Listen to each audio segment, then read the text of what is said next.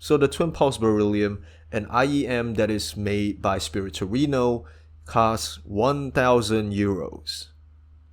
And I think it's worth every single penny.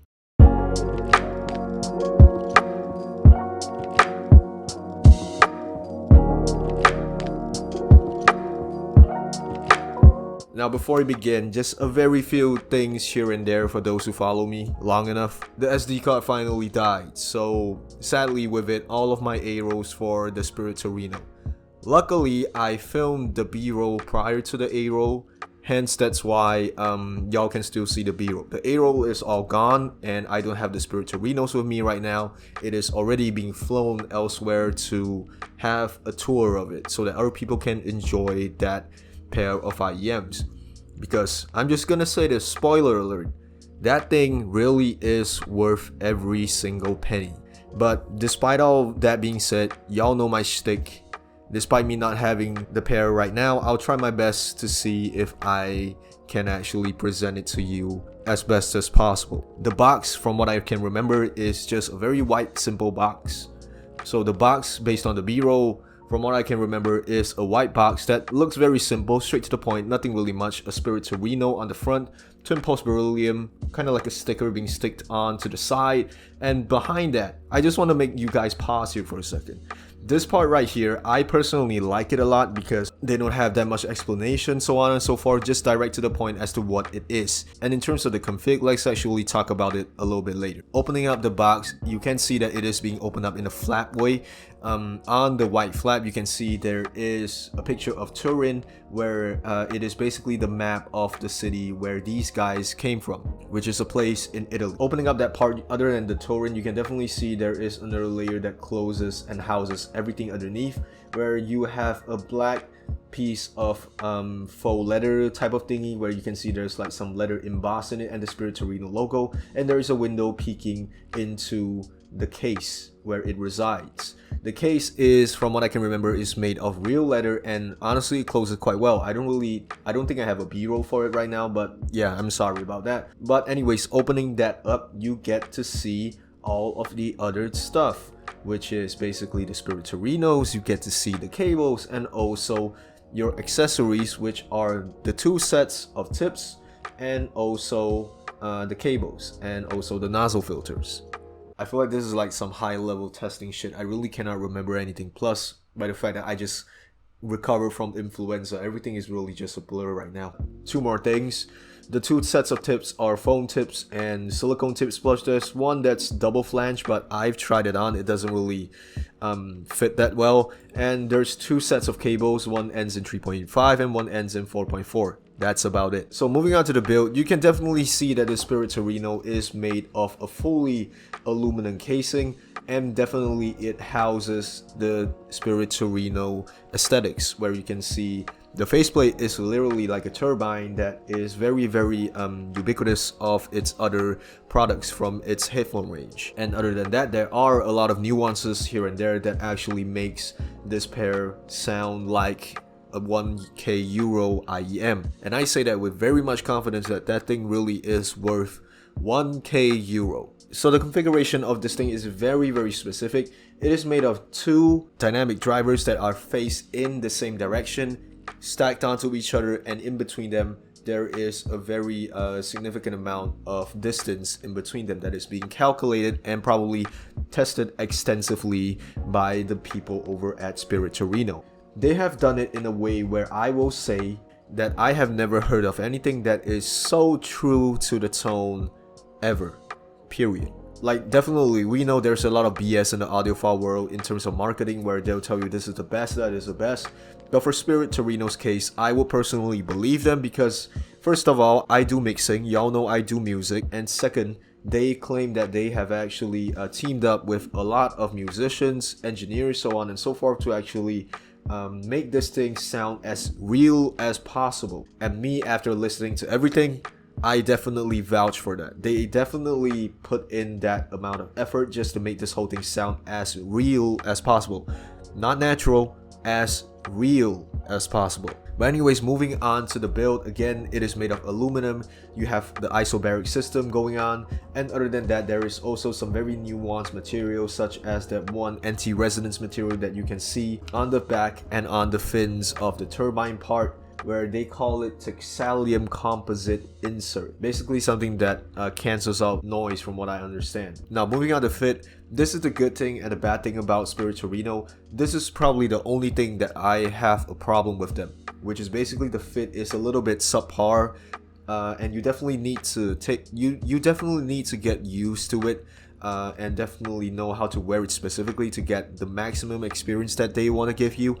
And this is one of the few exceptions where I will say that this pair of IEMs actually sounds better with a foam tip rather than a silicone tip. And it is already being recommended by them to actually use the foam tip because it is as intended by them to be used. The foam tips definitely sound more full. The silicone tips sound a little bit weird, a little bit hollow, thin, and muddy in terms of stuff.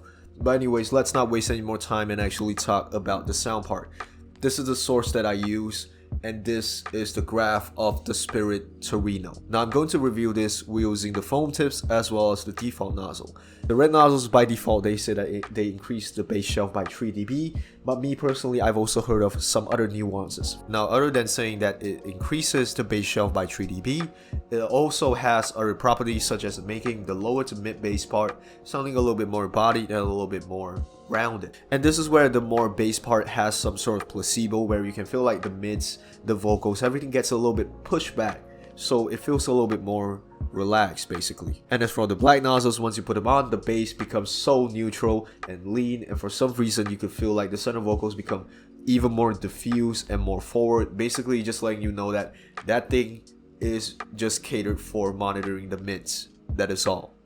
Me personally, I don't like that a lot because definitely it gets a little bit too much, and without bass it definitely gets a little bit boring. But the default nozzles basically just came in clutch all the time. You will never get bored when you use the default nozzle. And surprisingly enough, in general, I'll just say that the Spirit Torino Twin Pulse Beryllium is literally one of the best balanced to neutral tuning IEMs I have ever heard. In terms of its tonality, there is zero coloring on anything. It sounds as raw, as organic, authentic as the user intends, as the recorder intends. Starting off with the bass, even though like I said we use the foam tips, the bass sounds amazing. Kicks sound very airy, the decay is not too much, it's not too little, the overtone is just right. It doesn't really feel like everything is too much, it feels just right. And other than that, sub bass, even though it is very minimal, I still remember that it is very adequate. The rumble is very smooth but very resolving at the same time. You can hear the peaks, you can hear the amount of like vibrations in between them, you can literally feel the sine wave, but definitely everything feels very well articulated. And definitely, like I said just now, the lower bass and the mid bass, even though if you are not using the red nozzles, the default nozzle also has that enough amount of weight and body to it. And other than what I'm saying, literally anything that is within the bass region is very well controlled. And that saying goes to the same in regards to the mids and the treble, but holy cow man, the mids. This is why I say that the Spirit Torino Twin Pulse Beryllium is really worth every single penny, and I really don't say this lightly. This thing costs 1k euro. It's more than some people's monthly pay. But me personally, at this point, I'm wondering if I should actually like pull the trigger and ask my friend if he wants to sell it to me. Because this thing really sounds that amazing. The vocals, I have never heard anything that is as real as it gets. Female vocals under the proper mix shows amazing nuance of liveliness. This is very apparent when you are testing something along the lines of Aimer's Kataumoy. That song, either the first take version or the final mix version, both of it sound very soothing, very dreamy. That's all I'm gonna say. And for the male vocals, everything sounds the same as well. People who sing falsetto, something along the lines of Sam Smith, or maybe even The Weeknd, where he always likes to hit all of those very high notes. Everything really has that sort of emotion that they are trying to convey. And other than that, you can definitely also have some grittiness to your tracks when you're listening to stuff like Tyler, the Creator, or even Mac Miller. I don't really have anything else to say, but basically for the mids, the vocal part at least, everything sounds real. Everything sounds emotional, everything sounds dreamy. That's all I'm gonna say. Moving on to the instruments, this is where again this whole thing actually just repeats on by itself again and again. Guitars and strings sound rich but not colored. Everything is just through the mix. You can definitely hear that the guitars, the strings, violins, harps, everything just sounds just right. It doesn't sound too much to the point where everything sounds too emotional. It just sounds alright, that it conveys enough presence and enough dynamicness to the whole track. And pianos are also immersive from what I can remember. I'm very sorry, I'm still sick. Synths sound as analog as it is when it is being done right. Maybe when they're using Serum. But basically, if the mixing is analog, it sounds more analog. If it's digital, it sounds more digital. That's what I'm gonna say. And in terms of its treble, everything along the lines of the upper mids and the highs, all of it sounds very sparkly, very bright, but there is no sharpness to it. Everything just sounds alright. There is no peakiness to it. There is no heat to it. Everything does not sound too chill. Everything does not sound too harsh. And in regards to the drums, when you hear the snare, you can definitely hear that once they hit it, it starts to diffuse very fast. But the diffusal part, you can actually try to visualize it. Like the sound just literally goes something like that. So with all that being said, let's actually talk about the technicalities. Dynamics, I have nothing to say. It is just that amazing. No matter how you listen to it, how low of a volume, how high of a volume, everything just sounds alright. This is truly something that is literally like, you know, specifically just for monitoring. Soundstage is alright for the price, nothing too amazing, nothing subpar. I feel like it is priced just right in terms of its soundstage, but definitely at this point we could really wish that we could have more. And now, imaging and separation. This is the part where I will say this thing really performs over its price point, and even more than some certain monitoring IEMs. Now in terms of separation and imaging, these two are very coherent together, but they are two different meanings of stuff. Separation is basically like there are two different things, but how well can you differentiate one from another? And imaging is how precise can you pinpoint if something is specifically on this one region as compared to that one area. This thing definitely separates everything very well, and every single border that I have personally tried to listen to, I don't even need to overthink it. I literally just know, wow, this thing just layers onto this and this and this, so on and so forth. And in terms of its imaging, this thing is more specific than the EJ07M. For the EJ07M, it's specific enough, but this thing, I can literally just tell you, oh, that thing is like literally at the 2 o'clock region, or maybe like the 210, the 213 region. I can literally point it to that one specific area and be like, it's that place. As compared to other IEMs where it's like, oh, I know it's in this specific area, but you get the deal. One is more big, one is more specific, one is more concentrated.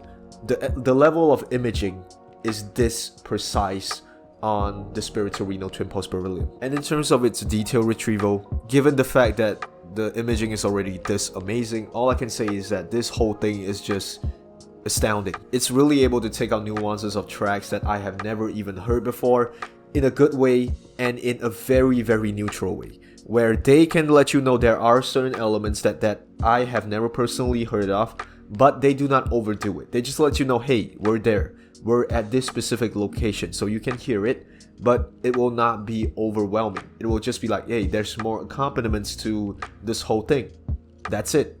But still, that is very amazing. Because why? Because nothing on this track is lost. Everything that is being recorded, everything that is being mixed is being translated directly to you guys. You know what? Let me just give me a minute. Let me just find out what they say, because that slogan, I remember it being very accurate and very nice. Okay, I found the sentence, or basically part of the sentence. It basically says that Twin Pulse doesn't interpret sound, but reproduces it faithfully. So it will be essential to select components of the audio chain to make the most of its transparency and dynamics. And all I can say is that it definitely reproduces everything faithfully and definitely carries the same amount of dynamicness to it. Because why did I say this? If things suck, they suck. This thing is very unforgiving. It does not let you have any leeway on bad mixing. It just does whatever it wants. It just lets you know if this thing is good. I will try to let everybody know that you did well. You put all of your effort into mixing and producing, and you know, the song is good. If it's not, then literally go F yourself, something along the lines of that. But all in all, with all that being said, just want to say I really applaud and respect Spirit Torino for this one specific product, where they actually said that they took the time to actually collaborate with sound engineers, musicians, so on and so forth, just to make something this real. And I really don't have anything else to say other than this is one of those things where I feel like if I really have the money, I would really go for it. I don't have that much money in me right now, but you get the idea, like why I keep repeating this. If I repeat stuff like this, so on and so forth, that really means that I love it. I really love it. And if you try it, you'll definitely understand this. So with all that being said, thank you for watching, and I'll see you guys in the next video.